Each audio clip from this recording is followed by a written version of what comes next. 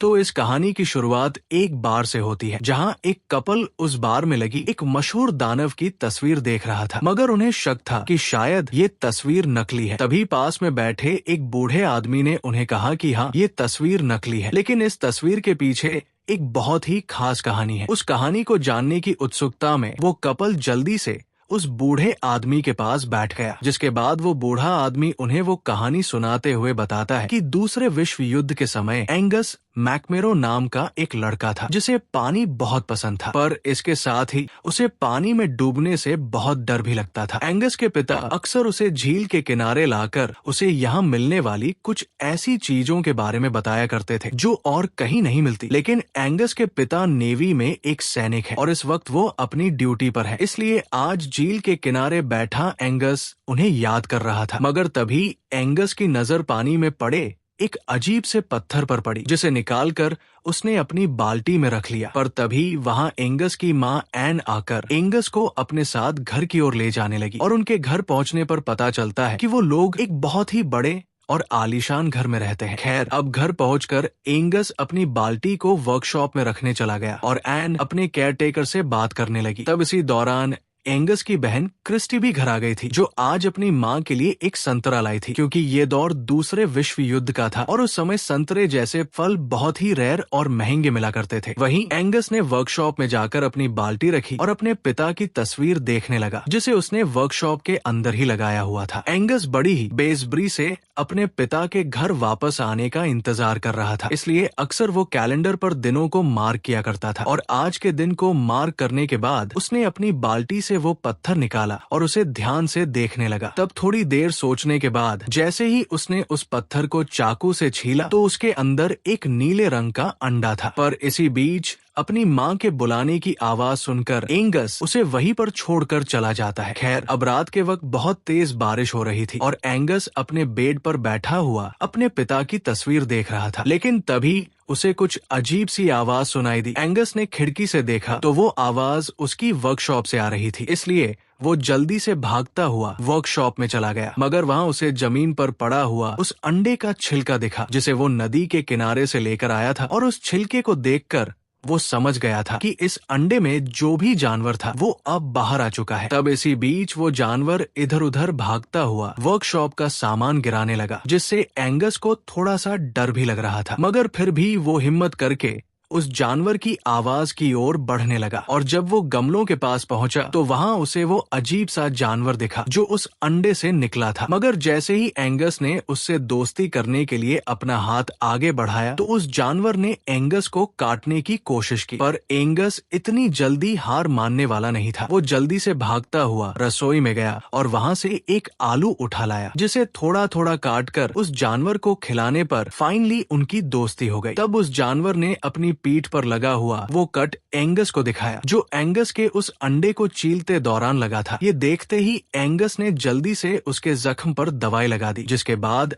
N के आवाज लगाने पर एंगस जल्दी से सोने चला गया। अब अगली सुबह जब एंगस की आंख खुली तो उसने अपने घर के सामने बहुत सारी आर्मी की गाड़ियां देखी, जिन्हें देखकर उसे उम्मीद थी कि इस बार तो उसके पिता जरूर आए होंगे। तब बाहर जाकर जब एंगस की माँ ने आर्मी के कैप्टन से बात की तो कैप्टन ने बताया कि उसका नाम थॉमस है और मैं और मेरे सैनिक कुछ वक्त के लिए आपके घर पर ही रहेंगे। दरअसल उन्हें इस विश्व युद्ध के दौरान यहाँ यानी कि स्कॉटलैंड के समुद्री किनारे पर एक जगह चाहिए थी, जहाँ से वो जर्मन्स की सबमरीन्स का पता लगा सके, और एंगस का घर समंदर के काफी पास था, इसलिए आर्मी ने उनके घर को ही अपना कैंप बनाना था और उनके पास इस सब की परमिशन होने की वजह से एन भी उन्हें मना नहीं कर पाई। वहीं एंगस भी इस बात से काफी उदास हो गया था, क्योंकि उसके पिता इस बार भी घर नहीं आए थे, इसलिए उसने लाइब्रेरी से किताब निकाली और अपनी वर्कशॉप में चला गया। मगर वहाँ एंगस ने देखा कि उस जानवर ने भूख लगने की वजह से वर्कशॉप के लगभग सारे सामान को काट काट कर बर्बाद कर दिया था और इस वक्त वो एंगस के पिता के जूतों को खाने की कोशिश कर रहा था। लेकिन एंगस ने उसे बड़े प्यार से समझाया कि ये कोई खाने की चीज नहीं है। अब इसके बाद जब एंगस भागकर रसोई से उसके लिए खाना लेने के लिए गया तो उसकी रसोई पर अब एक फौजी सैनिक ने कब्जा कर लिया था और वही अब से सबके लिए खाना बनाने वाला था। पर एंगस ने जब उससे खाना पूछा तो उसने एंगस को खाना देने से मना कर दिया। तब उसके कुत्ते से डरते हुए एंगस ने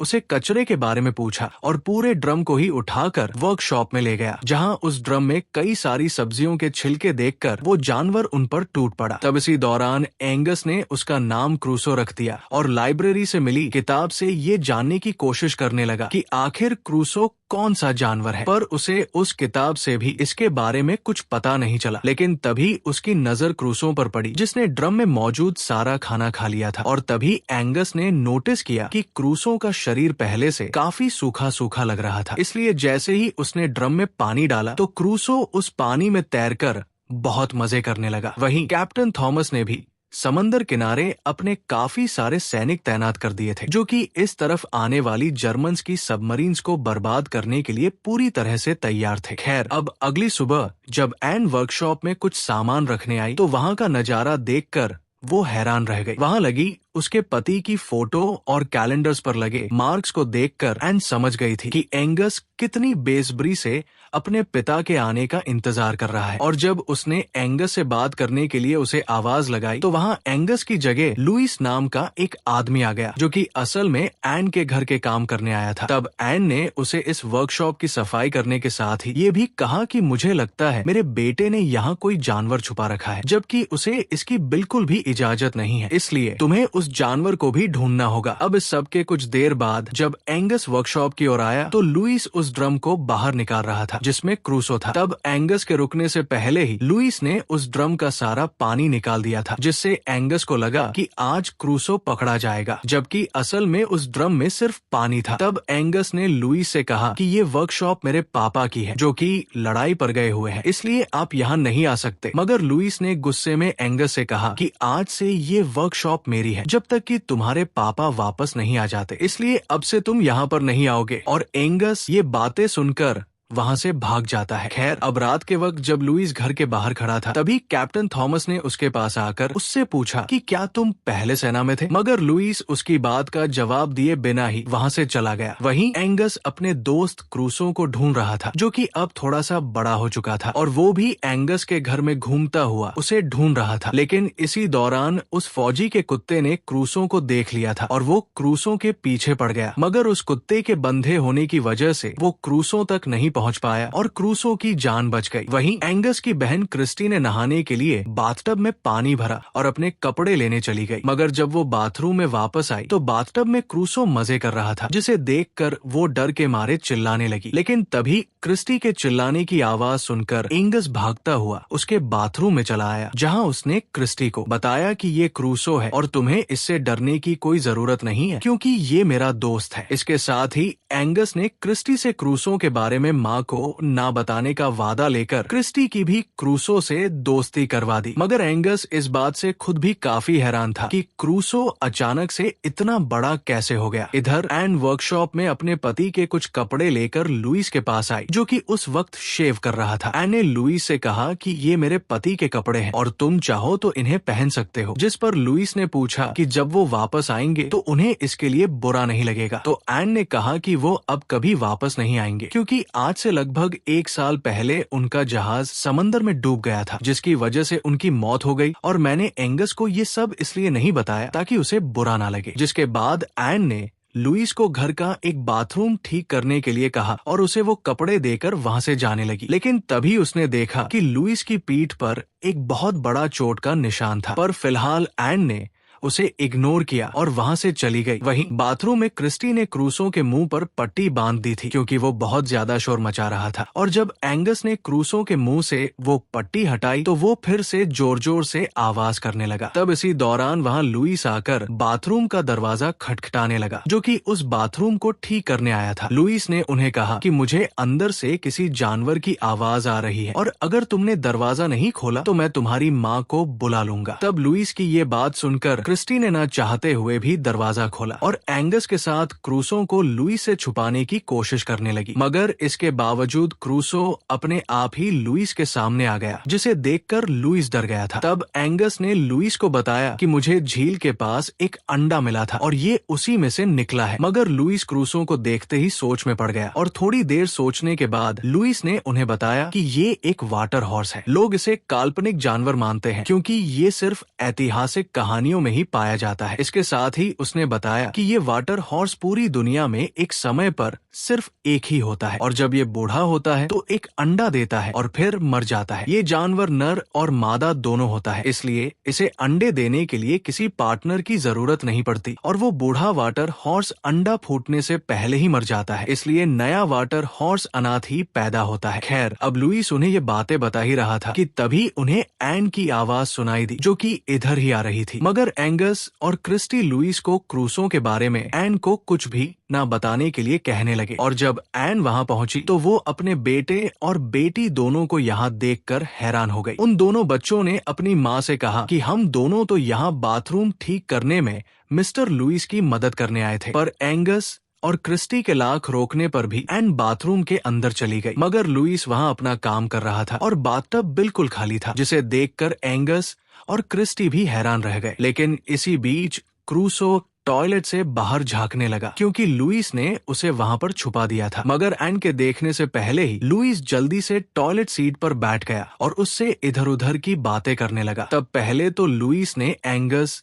और क्रिस्टी को बाथरूम से बाहर भेजा और एन के वहाँ से जाते ही उसने क्रूसो को भी बाहर निकाल लिया। तो अब इस सब के बाद एंगस बाहर आकर लुईस से पूछने लगा कि हमें इसके लिए क्या करना चाहिए, जिस पर लुईस ने कहा कि हमें जल्दी से क्रूसो को झील के अंदर आजाद करना होगा क्योंकि झील में उसके खाने के लिए बहुत सारी मछलियां हैं और उसके खेलने और बढ़ने के लिए बहुत सारा पानी है। मगर एंगस लुईस से ये कहकर वहाँ से चला गया कि वो क्रूसो को हमेशा अपने साथ ही रखेगा। वहीं थॉमस ने एन से कहा कि कल रात 8 बजे हमने एक दावत रखी है, तो मैं चाहता हूँ आप हमारी दावत में जरूर आए क्योंकि आपने हमें यहाँ रहने दिया है, जिसके लिए हम आपका शुक्रिया अदा करना चाहते हैं। तब एन भी इसके लिए मान गई और अगली रात एक काले रंग की खूबसूरत ड्रेस पहनकर वो उनकी दावत में चली गई, जहाँ थॉमस ने पहले एन की सुंदरता की तारीफ की और फिर उन सब ने खड़े होकर उन्हें यहाँ रहने देने के लिए एन का शुक्रिया किया। दूसरी ओर एंगस बाथरूम में क्रूसो को खाना खिलाते हुए उसके साथ खेल रहा था, लेकिन तभी क्रिस्टी वहाँ आकर एंगस को बाहर ले गई, जहाँ वह दोनों छुपकर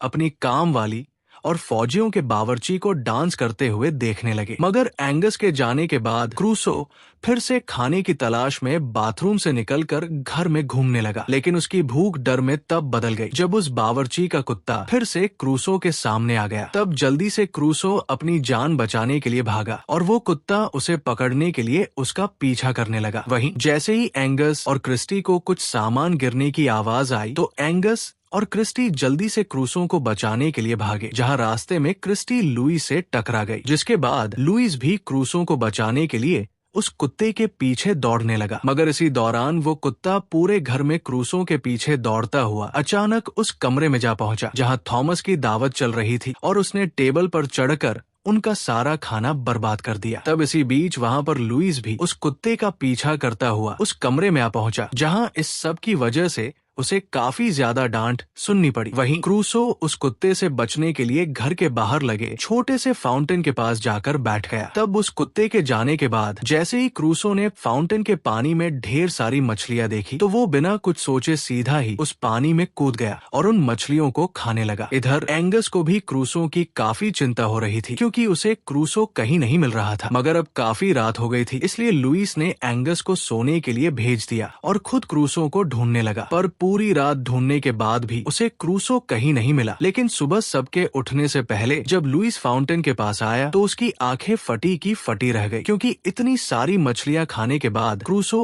एक ही रात में काफी ज्यादा बड़ा हो गया था। तब जल्दी से लुईस ने एंगस को उठाया और वो दोनों क्रूसो को एक ट्रक के जरिए झील में छोड़ने के लिए जाने लगे क्योंकि क्रूसो के इतना बड़ा हो जाने की वजह से अब उसे सबसे छुपाना बहुत ही मुश्किल हो चुका था। खैर, अब झील के किनारे पहुंचकर फाइनली लुईस ने क्रूसो को ट्रक से उतारा और उसे झील में जाने को कहने लगा। मगर क्रूसो को भी एंगस से काफी लगाव था, इसलिए वो एंगस को छोड़कर नहीं जाना चाहता था। पर लुईस ने बड़ी ही चालाकी से 1-2 आलू पानी में काफी दूर फेंक दिए और जब क्रूसो उन्हें लेने गया तो लुईस जल्दी से एंगस को लेकर घर आ गया। अब इसके थोड़ी देर बाद 2 आदमी उसी झील में मछली पकड़ने लगे, मगर वहाँ उनके कांटे में कोई मछली नहीं बल्कि क्रूसो फंसा था। तब क्रूसो उनसे खेलने के लिए उनके कांटे को काफी तेजी से खींचने लगा, जिसकी वजह से उनकी बोट बहुत तेजी से आगे बढ़ने लगी, जबकि उन लोगों को लग रहा था कि क्रूसो पानी में रहने वाला कोई दानव है। तब जैसे तैसे उन्होंने रस्सी काटकर अपनी जान तो बचा ली, मगर वो लोग क्रूसो को देखकर काफी ज्यादा डर गए थे। वहीं क्रूसो के जाने के बाद एंगस ने फौजियों का हेल्पर बनकर फौज ज्वाइन कर ली थी, क्योंकि काफी सारे फौजियों ने जर्मन्स की सबमरीन से बचने के लिए उस झील के पास ही अपना कैंप बनाया हुआ था और एंगस फिर से अपने दोस्त से मिलना चाहता था। इसलिए उसने कई दिनों तक फौजियों के साथ कैंप लगाए, उनके साथ खाना बनवाया, यहाँ तक कि उनके जूते भी साफ किए। मगर ऐसे ही एक दिन जब कैप्टन थॉमस ने एंगस को उसकी गाड़ी साफ करने के लिए कहा, तो मौका मिलते ही एंगस भागते हुए उस झील के किनारे चला गया, जहाँ किनारे पर पहुंचकर एंगस ने क्रूसो को कई बार आवाज लगाई, मगर वो उसके सामने नहीं आया। इसलिए एंगस एक बोट लेकर झील के अंदर चला गया और क्रूसो को ढूंढने लगा, जिसके थोड़ी देर बाद फाइनली क्रूसो उसके सामने आ गया, जो अब कुछ ज्यादा ही बड़ा हो चुका था। तब एंगस क्रूसो को देखकर जितना खुश था, क्रूसो भी एंगस से मिलकर उतना ही खुश था। तब खुशी के मारे क्रूसो ने एंगस को अपनी पीठ पर बिठा लिया और उसे झील की सैर करवाने लगा, और एंगस को भी क्रूसो की सवारी करते हुए बहुत मजा आ रहा था। क्रूसो ने एंगस को पानी के ऊपर का ही नहीं बल्कि पानी के अंदर का भी नजारा दिखाया, जिसमें वो एंगस के सांस लेने के लिए कुछ देर के लिए पानी से बाहर भी आ जाता था। एंगस भी आज से पहले पानी के अंदर कभी नहीं गया था, क्योंकि उसको पानी से बहुत डर लगता था, मगर आज पहली बार पानी के अंदर का सफर करके उसे बहुत मजा आ रहा था। खैर, अब काफी देर पानी में मजे करने के बाद क्रूसो फिर से एंगस को किनारे पर ले गया, मगर इसी दौरान क्रूसो की महक का पीछा करते हुए उस फौजी का कुत्ता भी किनारे पर आ गया था, और एंगस जल्दी से क्रूसो को वहां से भगा देता है। लेकिन उस फौजी ने भी क्रूसो को जाते हुए देख लिया था। तो अब इस सब के बाद रात के वक्त एंगस क्रिस्टी और लुइस को क्रूसो के साथ हुई अपनी इस छोटी सी मुलाकात के बारे में बताता है, जिसके बाद वहाँ पर एन आई और दरवाजे के बाहर से ही अपने बच्चों को हंसता हुआ सुनकर वहाँ से जाने लगी। लेकिन तभी लुइस ने बाहर आकर उसे रोकते हुए पूछा कि क्या आप यहाँ किसी काम से आई थी? मगर एन ने उसे कहा कि मैंने काफी दिनों से अपने बच्चों को ऐसे हंसते हुए नहीं सुना था, इसलिए मेरे बच्चों को हंसाने के लिए तुम्हारा बहुत बहुत शुक्रिया। इसी दौरान एक तरफ तो एन के दोनों बच्चे छुपकर अपनी माँ को इतने वक्त के बाद लुइस के साथ खुश देखकर खुश हो रहे थे, तो वही कैप्टन थॉमस उन्हें देखकर जल रहा था, जिसकी वजह से थॉमस ने अपने एक सैनिक से लुइस के बारे में पूछा। तो उस सैनिक ने बताया कि लुइस 1939 में रॉयल नेवी में भर्ती हुआ था, मगर एक लड़ाई के दौरान 1940 में लुइस बहुत ज्यादा घायल हो गया था, जिसकी वजह से उसे रिटायर कर दिया गया। वहीं गांव के बार में उन दो मछुआरों ने सबको बता दिया था कि झील के अंदर एक बहुत बड़ा मॉन्स्टर है, और इस बात को सुनकर एक न्यूज रिपोर्टर उस मॉन्स्टर यानी कि क्रूसो की फोटो खींचने के लिए तैयार हो गया था, क्योंकि ऐसा करने से उसे बहुत ज्यादा पैसे मिलते। खैर, अब इसके अगले दिन थॉमस एन और उसके बच्चों को झील के किनारे ले आता है, ताकि वो उन्हें दिखा सके कि उन्होंने यहाँ जर्मन्स की सबमरीन्स को रोकने के लिए क्या इंतजाम किए हैं, जिसके लिए वो आज उन्हें झील में तोप चलाकर दिखाने वाले थे। मगर ये बात सुनकर एंगस ने अपनी माँ से कहा कि आपको उन्हें ऐसा करने से रोकना होगा, क्योंकि झील के अंदर एक वाटर हॉर्स है जो कि मेरा दोस्त है, और अगर इन लोगों ने झील में धमाके किए तो उसे चोट लग जाएगी। तब एंगस की इन बातों में क्रिस्टी भी उसका साथ देने लगती है, लेकिन अब बहुत देर हो चुकी थी, क्योंकि इसके अगले ही पल थॉमस के इशारे पर फौजियों ने झील में धमाके करना शुरू कर दिया था। उन धमाकों से क्रूसो को कोई चोट तो नहीं आई, लेकिन वो इससे काफी ज्यादा डर गया था। लेकिन जब एंगस ने फौजियों को ऐसा करने से रोकने की कोशिश की, तो कैप्टन थॉमस गुस्से में एंगस पर चिल्लाने लगा, जिस पर एन ने अपने बच्चों के साथ घर जाने के लिए गाड़ी मंगवा ली। मगर थॉमस ने एन के बच्चों पर इस तरह से चिल्लाकर एन की नजरों में अपनी सारी इज्जत गवा दी थी। वहीं इस सब के दौरान वो रिपोर्टर भी क्रूसो की फोटो लेने के लिए यहाँ पर आया हुआ था, पर वो जानता था कि इन धमाकों के बाद क्रूसो अब पानी के ऊपर कभी नहीं आएगा, इसलिए उसने क्रूसो का एक नकली ढांचा बनाया और उसे पानी में रखकर उसकी फोटो खींच ली। और ये वही फोटो थी जो कहानी की शुरुआत में उस बार में लगी हुई थी। अब वैसे तो ये फोटो नकली थी, पर कुछ लोगों को ये बिल्कुल सच लग रहा था। तो अब यहाँ से कहानी एक महीना आगे बढ़ जाती है, जहाँ एंगस को पिछले एक महीने से शाम को 6 बजे ही सोना पड़ता था, और उन धमाकों के बाद से क्रूसो को भी दोबारा किसी ने नहीं देखा। मगर एक रात वो फौजी जो यहाँ पर खाना बनाता था, उसके हाथ में वो अखबार लग गई, जिसमें उस न्यूज रिपोर्टर ने नकली क्रूसो की फोटो छपवाई थी, और उस फोटो को देखकर वो फौजी अपने कुछ साथियों के साथ क्रूसो को पकड़ने का फैसला करता है। वहीं लुइस उस रात एंगस को उस झील के किनारे ले आता है, क्योंकि अखबार में छपी उस फोटो के बाद हर कोई क्रूसो को देखने की बात कर रहा था। इसलिए उन्हें क्रूसो को यहाँ से किसी सुरक्षित जगह पर ले जाना होगा। लेकिन झील के किनारे जाकर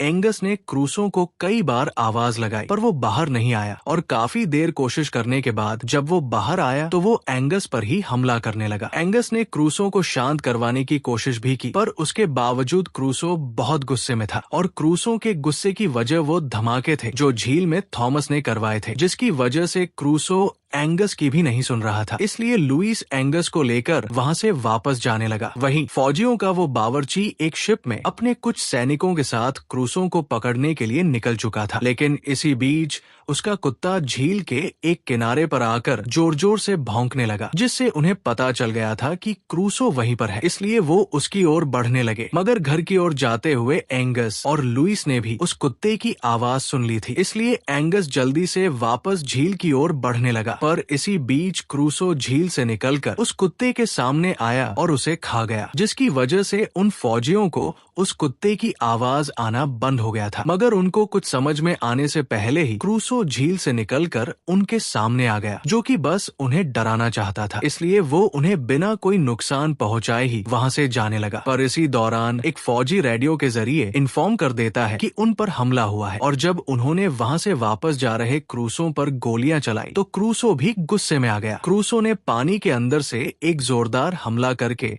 उनकी बोट को बर्बाद कर दिया, जिसके बाद उसने पानी में डूब रहे उस बावर्ची फौजी को पकड़ लिया। तब ऐन वक्त पर एंगस वहां पहुंचकर क्रूसो को ऐसा करने से रोकने की कोशिश करने लगा, पर गुस्से से भरा हुआ क्रूसो उसकी बात सुन ही नहीं रहा था, जिसकी वजह से एंगस को खुद ही झील में उतरना पड़ा। पर थोड़ा आगे जाने पर एंगस के पैरों के नीचे से जमीन खिसक गई और वो पानी के अंदर डूबने लगा। तब अपने दोस्त को डूबता हुआ देखकर क्रूसो ने जल्दी से उस फौजी को किनारे पर पटका और पानी के अंदर जाकर जल्दी से एंगस को बाहर निकाल लिया। लेकिन एंगस अब भी बेहोश था और लुइस के साथ क्रूसो भी उसे होश में लाने की कोशिश कर रहा था। वहीं थॉमस को घर पर खबर मिली कि नदी में किसी ने उनके सैनिकों पर हमला किया है, इसलिए वो जल्दी से झील पर जाने की तैयारी करने लगा। पर इसी बीच क्रिस्टी ने एन को बताया कि एंगस भी इस वक्त झील पर ही गया हुआ है और एन अपने बेटे को बचाने के लिए थॉमस के साथ ही झील की ओर जाने लगी। वहीं अब तक झील के किनारे बेहोश पड़े एंगस को भी होश आ गया था और क्रूसो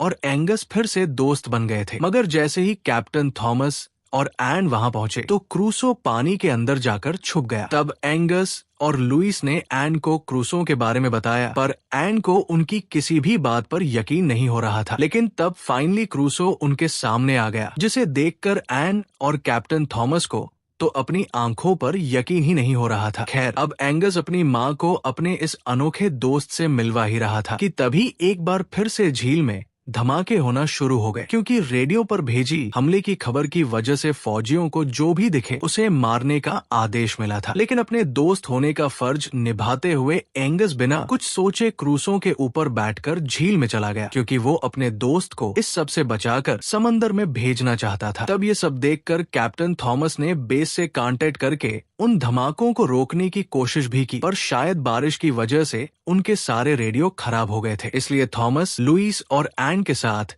एक बोट के जरिए एंगस और क्रूसो की ओर बढ़ने लगा। वहीं बेस पर तैनात फौजियों ने जब दूरबीन से झील में क्रूसो को देखा तो बारिश की वजह से उन्हें कुछ भी साफ दिखाई नहीं दे रहा था। इसलिए वो क्रूसो को जर्मन्स की सबमरीन समझकर क्रूसो को मारने के लिए फिर से झील में धमाके करने लगे। मगर एंगस और क्रूसो बड़ी ही बहादुरी से पानी से नीचे जाकर उन धमाकों से बच निकले। अब इसके थोड़ी देर बाद जब उन फौजियों ने फिर से अपनी दूरबीन से देखा तो उन्हें झील में एक बोट दिखाई दी, जिसमें थॉमस, लुइस और एन थे। मगर उन्हें लगा शायद उनकी एक बोट भी जर्मन्स की शिप का पीछा करने लगी हुई है और हमें कैसे भी उस शिप को रोकना होगा, जिसके लिए उन्होंने पानी में लगाए हुए बहुत बड़े जाल को ऊपर कर दिया, जिसे कूद कर जाना क्रूसो के लिए भी काफी मुश्किल था। पर इसी बीच वहां पर थॉमस, लुइस और एन भी अपनी बोट लेकर पहुंच चुके थे। तब उन्होंने एंगस को समझाया कि तुम्हें क्रूसो को यहाँ से भेजने के लिए उसे अकेला छोड़ना होगा, और एंगस भी उनकी ये बात समझ गया था। मगर क्रूसो भी एंगस से बहुत प्यार करता था, जिसकी वजह से वो एंगस को छोड़कर नहीं जाना चाहता था। लेकिन एंगस ने थोड़ा सा डांट कर क्रूसो को समझाया और अपनी माँ के पास बोट पर वापस चला गया, जिसके बाद क्रूसो थोड़ा सा दूर गया और काफी दूरी से तेज रफ्तार में तैरता हुआ जाल के ऊपर से कूद पड़ा। मगर वो जाल काफी ऊंचा था और क्रूसो सीधा उस जाल के ऊपर जा गिरा। लेकिन क्रूसो के काफी भारी होने की वजह से वो जाल टूट गया और फाइनली क्रूसो वहां से निकलने में कामयाब हो गया, जिसे देखकर एंगस के साथ साथ थॉमस, लुइस और एन भी काफी ज्यादा खुश थे। अब इसके अगली सुबह झील के किनारे बैठे हुए एंगस ने अपनी माँ से पूछा कि पिताजी अब कभी वापस नहीं आएंगे ना? तो एन ने कहा कि हाँ, वो अब कभी नहीं आएंगे। लेकिन उनकी इन बातों के दौरान अचानक लुइस उन्हें आवाज लगाने लगा, और जब एंगस और उसकी माँ वहाँ आए तो उन्हें पानी में क्रूसो दिखा, जो शायद एंगस को बाय बोलने आया था, और एंगस भी उसे सही सलामत देखकर बहुत खुश हुआ। लेकिन उस दिन के बाद से एंगस ने भी